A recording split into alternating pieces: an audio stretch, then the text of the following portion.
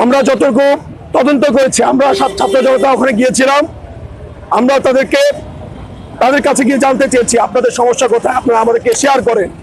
এই বরিশাল আমাদের সবার, এই বরিশালের নাগরিক আমরা প্রত্যেকে এখানে স্টেক হোল্ডার।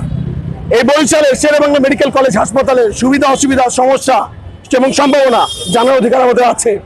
তার সুবাদে আমরা বিভিন্ন সমস্যা তাদের কাছে উপস্থাপন করেছি এবং সেই সমস্যা চিহ্নিত করে তারাও তাদের সমস্যাগুলো বলেছে। তাদেরও অনেক রকম অপ্রতুলতা আছে, তারা আমাদের কাছে অপারগতা স্বীকার করেছে। এবং এই মুহূর্তে আমাদের ফোকাস পয়েন্ট হচ্ছে স্বাস্থ্য মন্ত্রণালয়, স্বাস্থ্য অধিদপ্তর। আমরা বলবো যে স্বাস্থ্য অধিদপ্তর এবং স্বাস্থ্য মন্ত্রণালয় তারা যদি দায়িত্ব নিয়ে এই হাসপাতালগুলোর দায়িত্ব না নেয় এবং এগুলো অব্যবস্থাপনা পরিবর্তনে বা হাসপাতাল স্বাস্থ্য খাত সংস্কার যদি তারা না করে, তাহলে এটা অন্য কেউ করে দিবে না, এটা অন্য কেউ করবে না। আর যদি তারা না করে, তাহলে মাথায় রাখতে হবে তারা দায়িত্বশীল। তারা যদি ফেল করে, সারা বাংলাদেশের সর্বস্তরের নাগরিক তারা নিজ হাতে দায়িত্ব নিয়ে নেবে ইনশাল্লাহ। আমার নাম মহিউদ্দিন রনি এবং আমি এই এলাকার বাসিন্দা।